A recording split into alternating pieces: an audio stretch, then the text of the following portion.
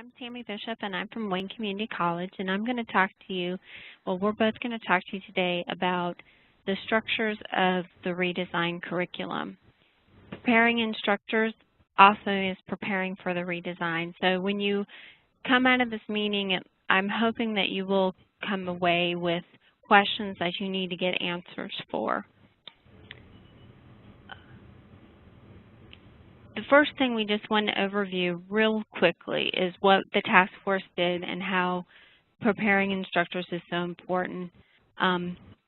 First, the task force was asked to create a curriculum that could be completed in 2 semesters, and we did. We were also asked to create a curriculum that could be divided into modules, and we did that as well. And we were asked to create a curriculum that could be delivered in a way that each college would choose, and we did that as well. But we also did one more step, and we created the curriculum that has the instructional approach with the focus on problem solving, the more conceptual approach, which is very different from the way math has been taught up to this point. So what are some of the challenges? What do I need to know in order to prepare the instructor to deliver this new curriculum? First of all, buy-in. How they need to feel like they own it, they have an input in what's happening, but they also need to be excited, and you help create that by helping create the excitement. Create a comfort zone for the faculty to teach word problems, because usually word problems are the last things taught. In this new curriculum, we would like them, and they need to be some of the first things taught, that students start getting the concept of why I need to learn this. Understand how to manage the students as they work in groups, because there's a lot of group work in the seated. Laura is going to talk about the Emporium, but most of my focus is on the seated aspects. And it's no longer the instructor just standing up in front teaching and telling the student what to do and they take notes. It's more the student actually doing and the instructor coming from behind and helping them go through the material, which goes down to my bottom point, which helping an instructor feel comfortable allowing a student to struggle. There needs to be the balance. When a student asks a question, ask a question back. And keep this back and forth until, okay, I need to give a little more information here. Helping the instructor understand that balance. Finding the right materials to use, and we're going to talk about that. And in this new model is less lecture and more one-on-one conversations with students. Having a whole class where everybody just talks about math.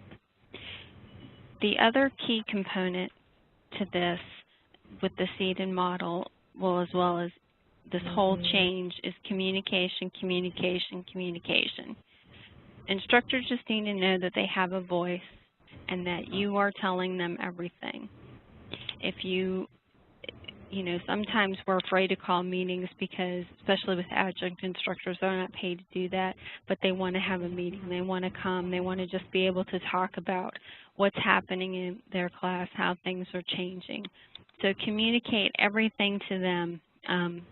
Be as thorough as you can when you do the communication, and let them know that you're communicating everything that you know, because this is a learning experience as you do it.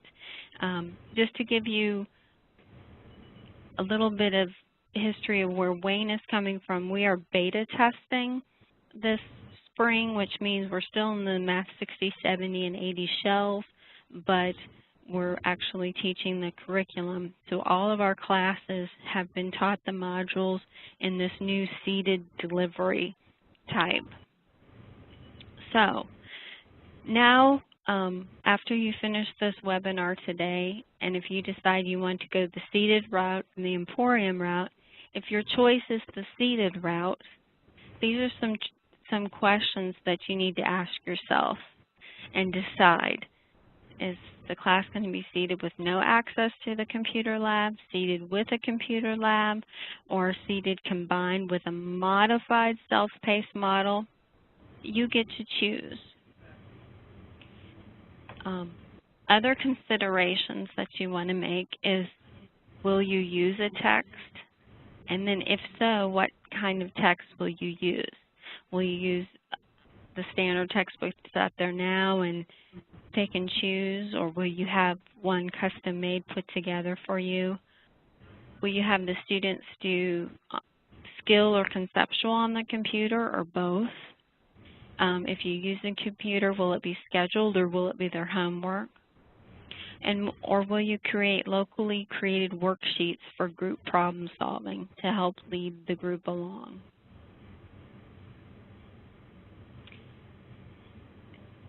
The other determining factor is, how are you going to pace it? Because with the 4-week sessions, you need to determine how many days a week you're going to meet, how long you're going to meet, or what SLOs or what objectives are you going to cover in each class. Because you will really not have the flexibility that you've had in 16 weeks where, oh, they need a little bit of extra time, so I'm going to take an extra day before I give them the assessment. That option is really not there, so it's very important to upfront determine what SLOs and what objectives you're going to cover each day. Allowing the balance for lecture and group problem solving. This is an example of, at Wayne, we had to decide how long we wanted classes to be.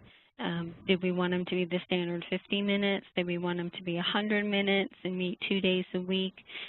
Did we want, we are going in the fall with 4 days a week for 65 minutes. So something a little bit different, but that's just something that was allowable on our campus, and so we decided to give it a try. So that's what it's talking about. Will you have enough time for the balancing the lecture and balancing the time for the students to move into groups and solve problems? You need to allow time also in the classroom for the students to struggle, because it is going to take them a little bit longer than just an instructor standing up there telling them what the notes are and what the rules are, allowing them to figure it out themselves. And also the big difference here is ask questions rather than give answers when you're teaching your class.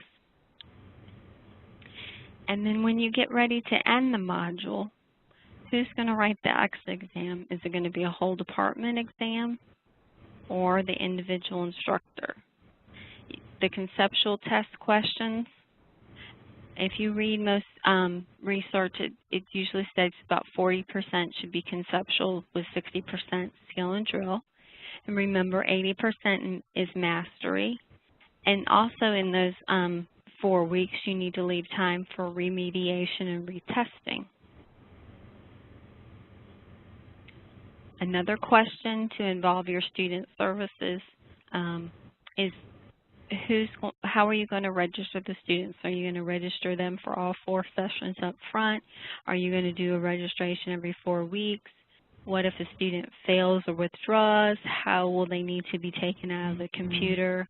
How that affects their financial aid. So you do need to consider registering students also, and that conversation needs to take place with your student services area.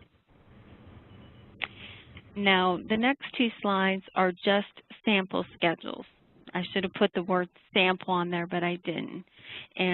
But it's just, since we're going to 4 days a week for 4 weeks, that's 16 days. How would I break up those 16 days into a schedule? And that, if you go from that starting point and then start to work backwards, it tends to flow a little bit better, because then you know how many days you have to cover how many SLOs were in each module. So we determined that there would be days 1 through 12 would be teaching. We would give the first assessment on day 13. We would remediate on day 14. day 15 would be the second assessment, and our last day of class, when they come back to get their grade, we call the transition day, identifying those students who need to re-enroll and those students who are moving on.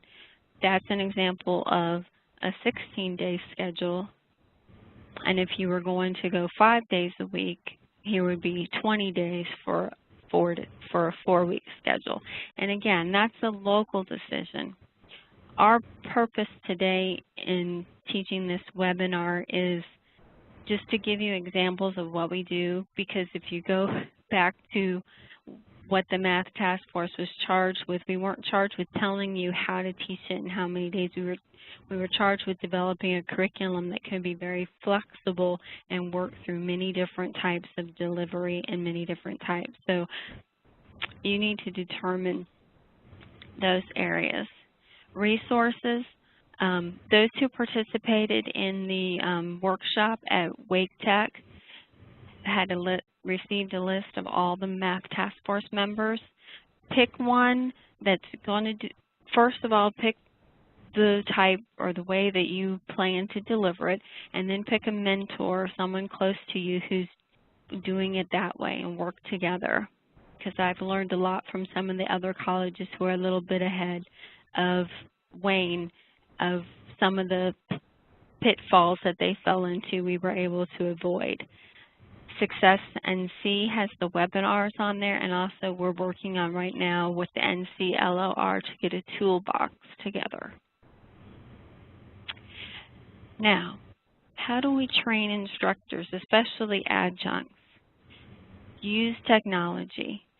One of the ways that, Wayne, that we helped to get the word out was we created a Moodle site that was strictly for all pre-curriculum math instructors, and everybody's a member. And so if you did something in your class that really worked, you could post it to the website. But we also posted all of our outlines of our schedules and what SLOS should be taught on what day and when the assessment should be. And we did create locally created worksheets, so all those were posted. Reviews were posted that instructors could download and copy and use. So that's one way to use technology, and it's an easy way to get everything out and make sure everybody has access to it. And then have ongoing training. Even if it's just 30 minutes, have them come in and talk. What's a topic we need to talk about? And then talk about that for, a little bit. That seems to help, because the group dynamic, we were having a lot of students complain about teachers not teaching, and come to find out it was more group. They weren't getting along with some of their group members rather than the teacher, and so we had to talk about that. And so those are just some things that you would want to work on. Now I'm going to pass this over to Laura, and she's going to talk to you regarding the Emporium method and what the Emporium method is. Good afternoon. I'm Laura Kalbaugh, and I am at Wake Tech. I was also on the task force, and so I've been involved with the math redesign since the beginning. So, we have a little bit of a leg up in asking all the questions, but we still don't have all of the answers. So the very first thing, one of the things that's passed around a lot is the Emporium model. What is the Emporium model? And as Tammy mentioned, it can be a lot of different things. Just as the seated model can be implemented in a lot of different ways, the Emporium model can be implemented in a lot of different ways. There are some schools that have the ability to have a very large Emporium, and that's how the Emporium model originated, with a huge lab full of computers where students would come and work independently, sometimes with an instructor, sometimes just independently, and any range in between. But you can also implement an Emporium in a classroom. Here at Wake Tech, we are converting a number of classrooms to computer labs, and so we're running kind of a bunch of little Emporiums. students come in, they are assigned times with an instructor, just like they always have been. This semester we're assigning all 5 contact hours in the classroom. In the fall, we're going to start assigning 4 of the 5 contact hours in the classroom.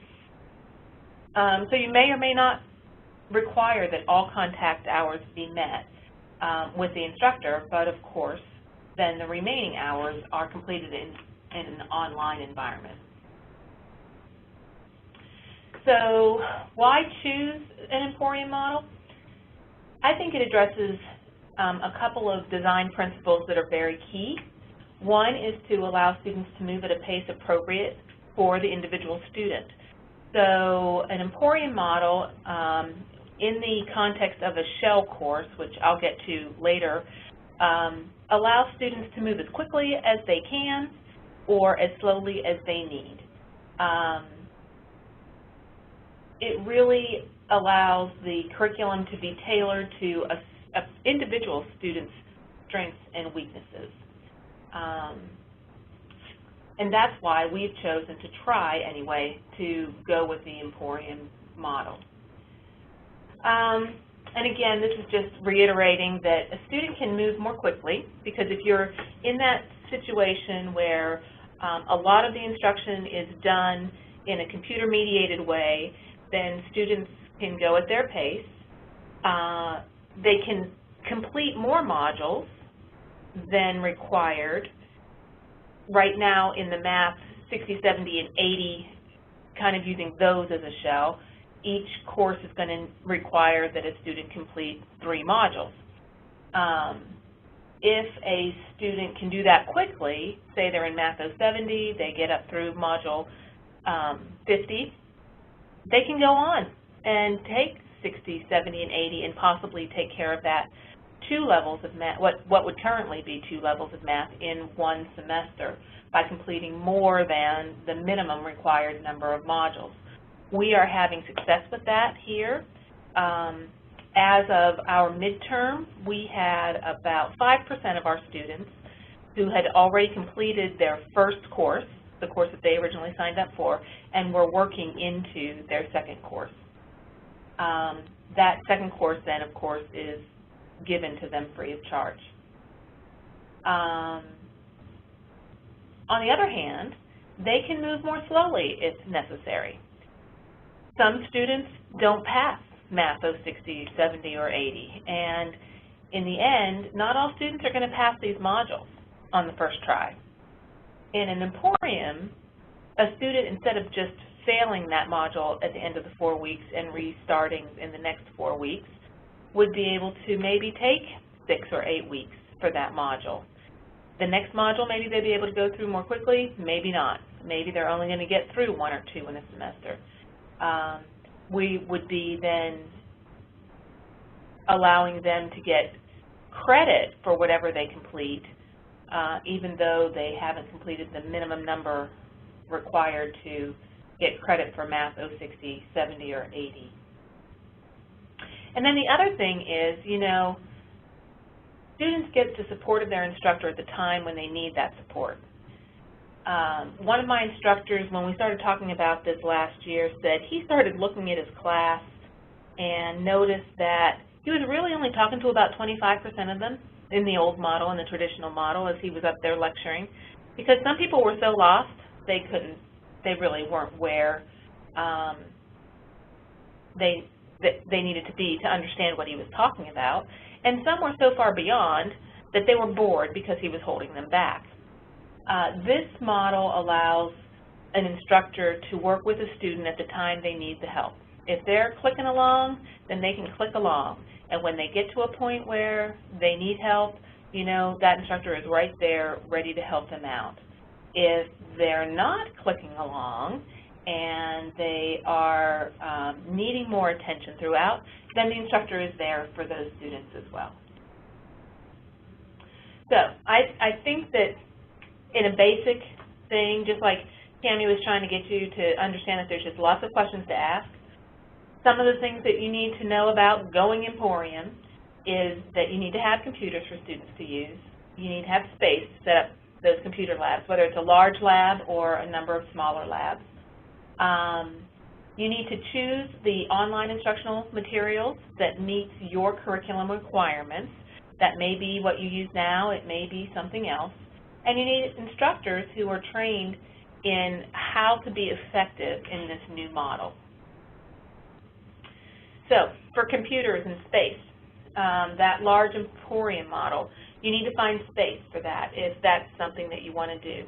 I haven't been able to find that space here yet, maybe someday.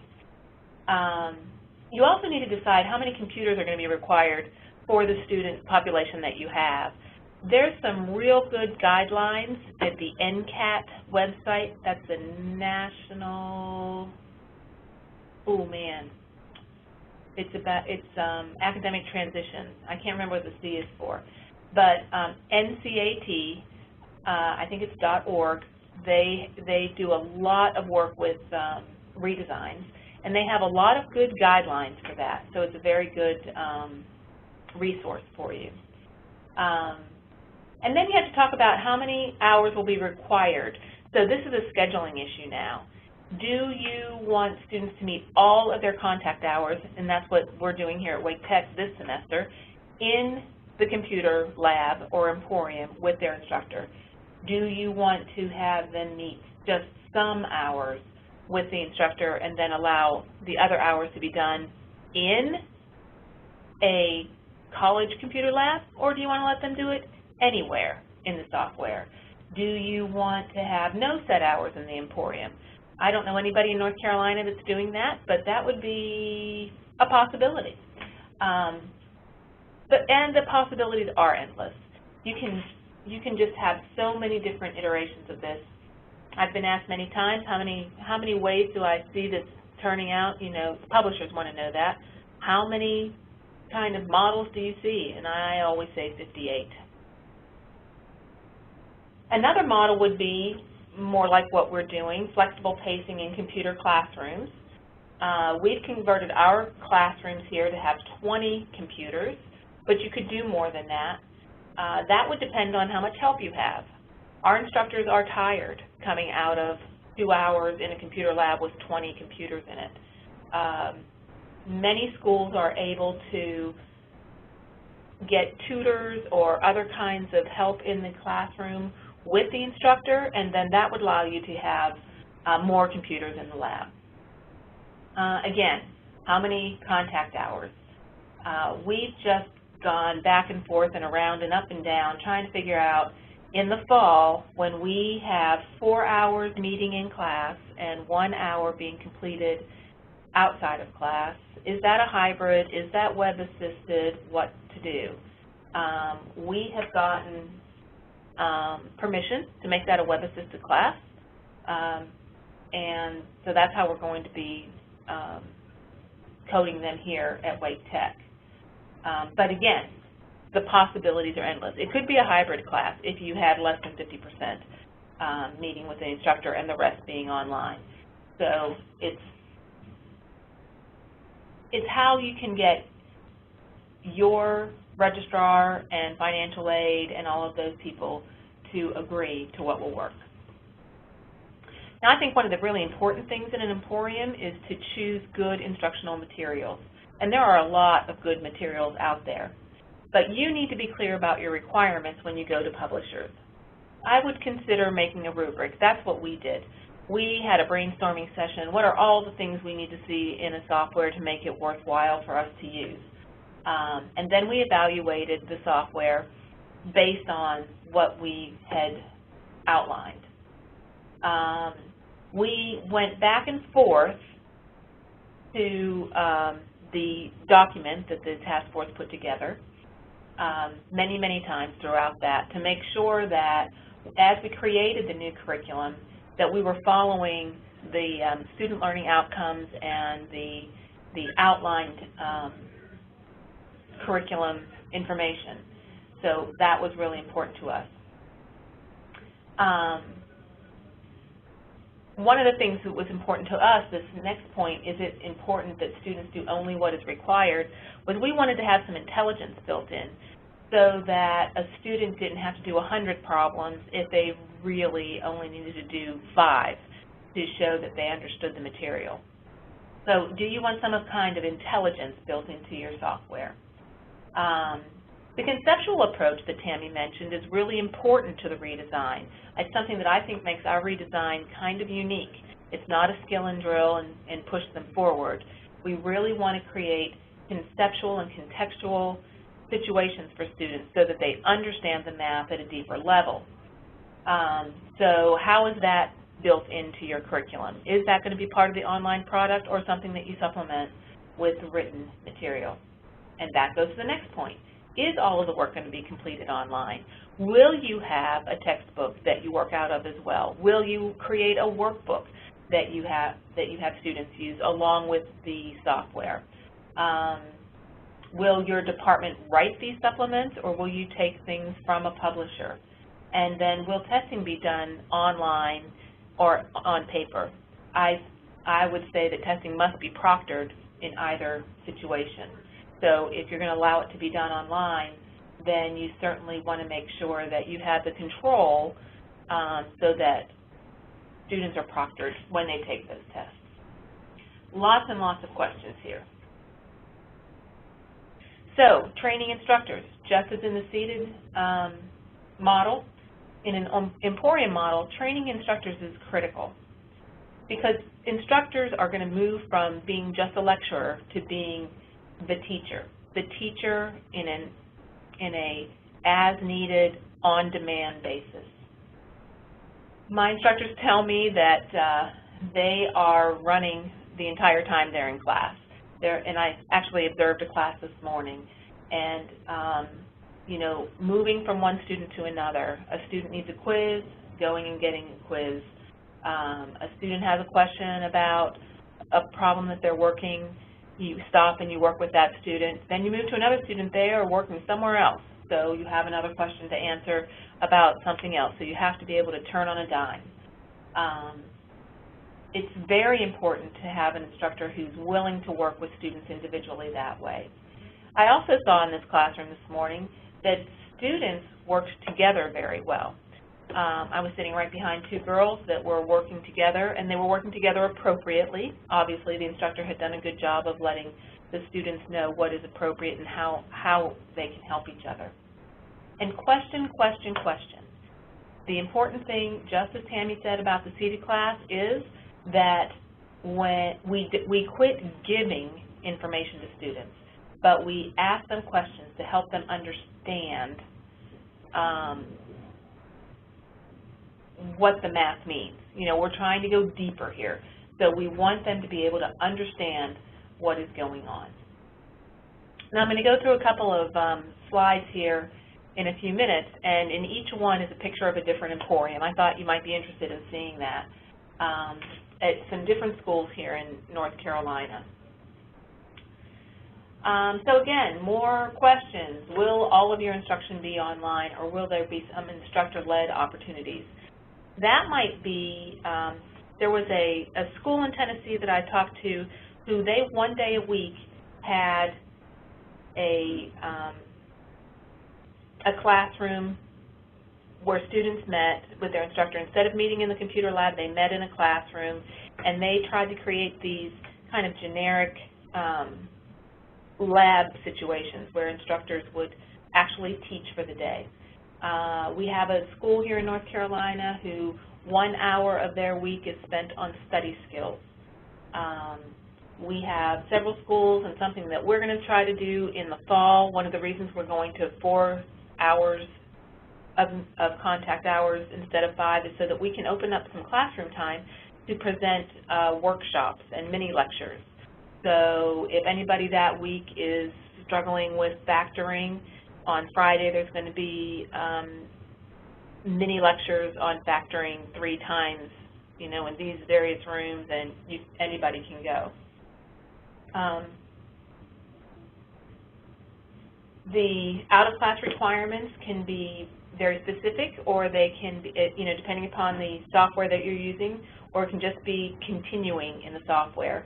You may need to have checking that you can track hours in your software. That's something that might come up. Will testing be done in class or at a separate location? Do you have tutors to help your instructors in the class? Will you have open labs, and will there be tutors there, or will it have to be manned by your instructors? Just questions. If you came to this webinar for answers, you might be a little disappointed when you go away with only more questions.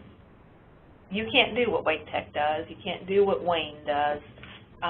You're going to have to figure out from what you hear and what you see what's going to work best. So hopefully we're going to be able to just give you some more things to think about and some information about what we know has already been done. So here's the first example, and this comes from Guilford Tech. In Guilford Tech, their students work in a large emporium. They take a placement test, and that placement test can actually place them completely out of certain things. Then they work through different MyMathLab activities, and when they have completed the entire module, they take a module test. This is the way that they set up their grading system. The Emporium, one of the things that comes from the state is that a module test has to be passed with an 85%, or I'm sorry, an 80% to show mastery, and that's a very important thing.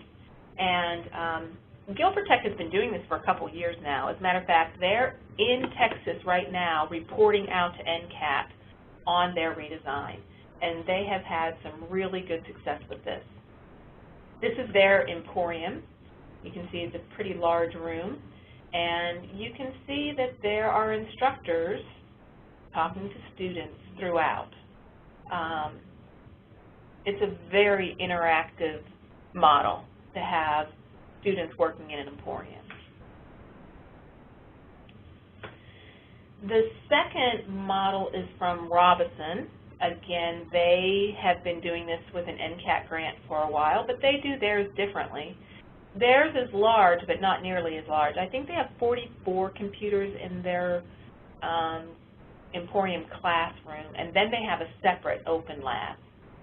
They break down their module into 4 parts this way, and then each part has the same kind of outline, a process that they go through, so students get really comfortable with that process and they can be very self-reliant.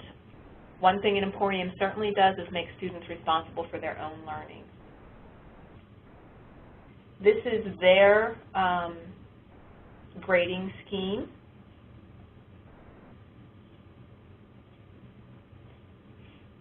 And, you know, all of these things change from school to school. It's very, very interesting. Nobody really can tell you what's perfect, but I'll tell you that they change, you know, semester to semester until you get comfortable with what you have chosen to do. And this is Robeson County. You can see that this looks like a much smaller space. And again, the instructor is working directly with the student to help them through what they're doing. This last one is what we do at Wake Tech. We have a combination of online and written materials. We have chosen the Cognitive Tutor from Carnegie Learning as our software of choice, and we have a checklist of things that students do to move through the module. This is the checklist and what it looks like, and it's interspersed with activities, videos, online work, and then quizzes and the final assessment. And this is what one of our computer labs looks like, and this guy in the pink shirt over there on the left, he's the instructor working one-on-one with the student. So I hope that you can see that the Emporium does not mean that students just go in and sit at a computer and do nothing except, you know, interact with the computer. We really make sure, I think, everyone in North Carolina who has implemented an Emporium has implemented it with lots and lots of instructor support. Now, I talked about shell courses, and this is all very, very tentative. But right now, we are using Math 60, 70, and 80 as shells. The state is working hard to try to come up with real shells under which you could run these modules.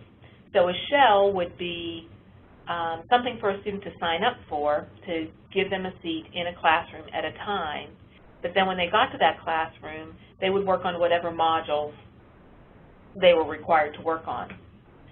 Right now, the way it's looking is that we would have a 3-credit shell, or 2 3-credit shells, 2 2-credit shells, and 2 1-credit shells. So that if a student needed all 8 modules, for instance, and they passed the first time they went through a 3-credit shell, well, they would need to do another 3-credit shell, and that would get them up to 6. And then they might need to still do a 2-credit shell if they hadn't worked ahead. So for the shell, they would get a P or an R for pass or repeat, but then a CC would be given for each module that is completed within those. The CC is kind of like NC that we have now. When a student takes a placement test, they get NC credit for, you know, Math 050, Math 060, Math 070, and that means they have to take Math 080. Once we get our new diagnostic, they'll get CCs for DMA 10, DMA 20, DMA 30, and that means they have to start in DMA 40. Under this scenario, if they signed up for a 3-credit shell and they completed DMA 40, they would get a CC for DMA 40 to differentiate from having tested out this we kind of call course credit. I'm working right now with my registrar to get this all set up, and we are hoping to run it this summer, or maybe even this current semester if we can get it in there. So hopefully I'll have more to share about that soon. So the 3-credit shell, the way we kind of look at it is that it would be 16 weeks long for 60 contact hours. That would equal about 3 3/4 hours a week. Students could complete 3 or more modules. If a student completes 3 modules, then they would pass the shell. If they complete less than 3 modules, then they would have to repeat the shell. And there's lots of scenarios there, because what if they don't have to take 3 more? Maybe they completed 2, they only needed 4. Well, they could sign up for a 2-credit shell, because these shells are not prerequisites. The shells are just a placeholder. So hopefully that's the way it will work. Then the 2-credit shell, if you did it 16 weeks long, a 2-credit shell would be 40 contact hours, which would be 2.5 hours a week in 16 weeks. You just compress that and make it an 8-week shell, and then 5 contact hours a week.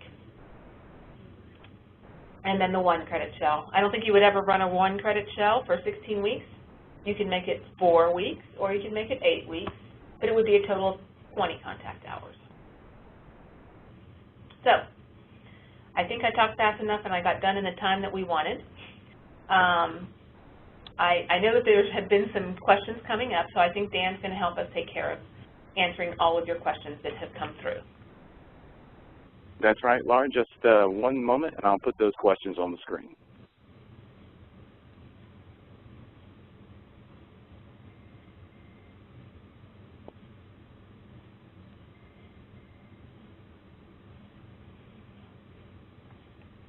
The way this works, Dan has been creating a little document of all your questions.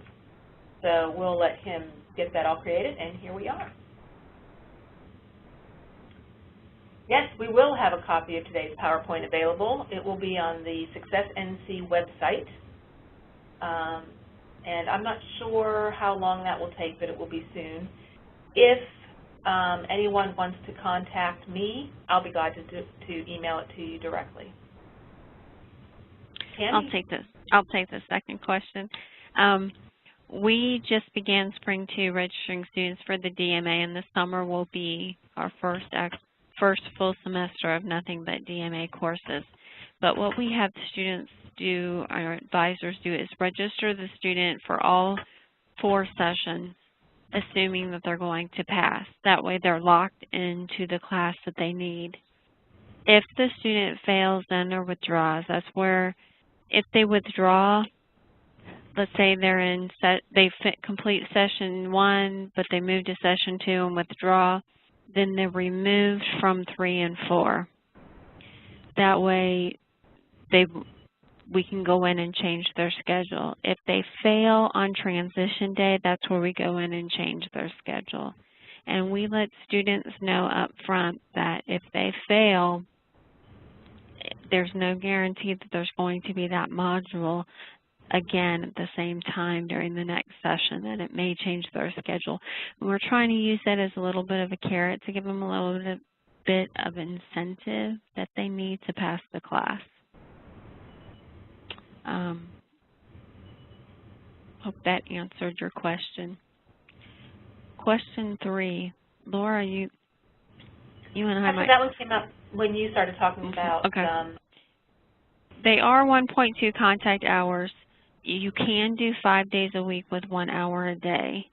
And that's the question that you'll have to answer. We decided this spring that we were going to do ours hybrid here at Wayne, meaning 4 hours and doing 1 hour out of class is considered a hybrid course.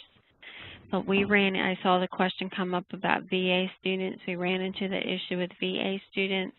So we're not going to run any of ours hybrid. And we've determined also that we need to go back to meeting all of the contact hours, but we still wanted to have no classes on Fridays for the fact of being able to have workshops, having open labs so students can work. And also, we didn't have class on Friday this spring, and that was a really good time where we all came in from 9 to 12 and did collaborative work together, and it really helped create the buy-in and share ideas and what we were doing, and we didn't want to lose that time together. So that's why we have gone to the 65 minutes 4 days a week. But that works again for our college, so again you have to talk with your registrar in classes. Question 4, I think that's yours, Laura. Yeah, we have talked in some high-level meetings about this, and I think that at the system office level, and most of the people that I've spoken to, the idea here is that we want to give students the opportunity to move as quickly as possible so that we can get them into curriculum and get them on to completion. If we don't get them into curriculum, then they are not going to complete. So I do not see any problem with students working ahead and getting credit in that CC credit for courses that they have not paid for. I know that there are people out there that are having some issues with that, and that's something that you have to come to grips with if you want to do an Emporium model with your administration, student services, and financial aid people. My registrar is excited at the prospect. My vice president of student services is excited at the prospect of allowing students to move more quickly. They can take more, you know, kind of the way I look at it is when I have students in a course for 80 hours right now, we're looking at an 80-hour semester, and I have them in there for 80 hours, that's what they paid for. If they can complete 3 modules, then great. If they can complete 5 modules, then even better. If they can only complete 2 modules, well, at least they got something. Those students that would complete less would only have failed the class. So they would have gone those 40 or 80 hours and gotten nothing. Those students that do more, in reality, they're going to be a small number. And it's worth it to me to keep them interested and keep them engaged and get them moving forward. So as far as the costs, we aren't giving them a grade for the modules. In the Emporium idea, we're using the shell, and is our placeholder. We're not giving them individual grades for the DMA modules. We're just giving them credit for having mastered the information, and so that might help answer question number 5. Contact hours are based on the shell. So that's what would be reported for FTE. So if a student signs, well, right now it's math 60, 70, and 80. Once these shells, and again, this is all tentative because the system office is still working out these very questions. But the contact hours are based on, the FTE is based on the fact that they signed up for a 3-credit course and that they're going to spend X number of hours in that course, and that they're there at the 10% point. If the students have no set hours in an Emporium but must use the Emporium, is this considered an online, hybrid, or web-assisted? I would say that it would be, I don't even know. I think you'd have to, it can't be online because it's required for them to be in the Emporium. So I guess it would be a hybrid, but I am not sure about that. That's not something that I am planning or that I know of anybody who is. So that would be something that you would have to look into to figure out how to code that. For question 8, I might be able to help out here. If we have VA students who cannot take web-supported, hybrid, or internet, if the students don't meet 100% traditional, how is this possible? Check with your local college, because I know it's hybrid and internet, but we have offered web-based and not called it web-supported, but web-based, and I don't know if that's the same thing. But VA students can take web-based, but they cannot take hybrid or internet, and that was one of our problems that we had this particular spring with students, so I am aware of that. But you're just going to have to go through your financial aid people to get a more straight and direct answer, because, again, even though it's one financial aid system, every college is different. GTCC has handled that by basically doing what Wake Tech is doing and having students meet all their hours in a classroom with an instructor, even though they're still on the computer and dealing with that kind of instruction. So, and again, NCAT, they were in contact with NCAT, and NCAT said that it's up to every individual VA office and college. So you just have to get them to understand what we're doing. They are questioning it throughout the country, but I also know that throughout the country, these classes are going on, and it's all that GTCC offers. So I know it can be done, and it may just take asking around. And since I'm not from GTCC, I'll let you call them for questions and help with that. How do student services know which modules have been completed when using shell courses? Well, actually, as soon as we're done here, I'm going to have a meeting with my registrar to talk about how we're going to enter that information. And that has to do with the CC. You know, I'll assume that you guys know DataTel well enough in the stack screen. And in the stack screen, you get the NCs, and then you get transfer credit, and you have all the classes that they ever signed up for and whether they withdrew or deleted it or got a grade in it. Those CCs would show up there. So like an advisor would be able to look at that stack and say, oh, you know, you've already completed up through DMA 40. You need to take 50 through 80 before you can take college algebra. So as an advisor goes, that would be how they do it, just like they were looking at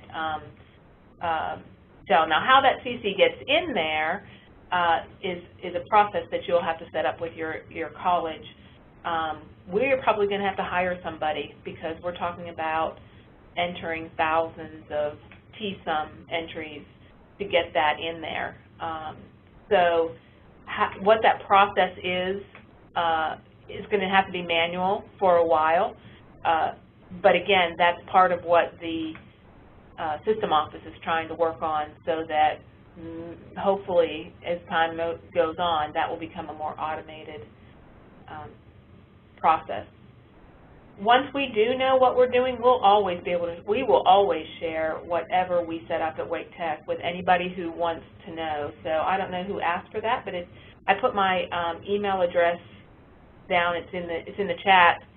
You can certainly email me at any time and let me know about that. Online for deployed students, that online is still a possibility. You know, just as you can do traditional classes online. Are you doing them now, Tammy? We're going to do, at Wayne, we're going to do online classes this fall. Good for you. I know, we're going to try it. And so that's one of those questions that's still out there, but our intention is, since we created the worksheets and we have a computer component with it, to put all the worksheets that the students do in the classroom on Moodle for them to do on their own, but then they still have to come to campus to take their assessment or a proctored environment somewhere. Yeah. Yeah, I think online classes is still a total possibility. We're going to back off on it for a year while we get our act together, and then we'll be back online in the fall of 2013. And the last question about modules being consecutive in skill sets, the modules follow the same concepts that we had in 60, 70, and 80. It's basically, you know, the same curriculum, it's the same information. There's just not the redundancy that there used to be, and so they are set up to be consecutive. And prerequisites are written with starting at DMA 10 up through whatever module students need to take, and for a particular course, whether it's, you know, 50 for Math 140 or 80 for Math 161. So I would not allow students to take modules out of order.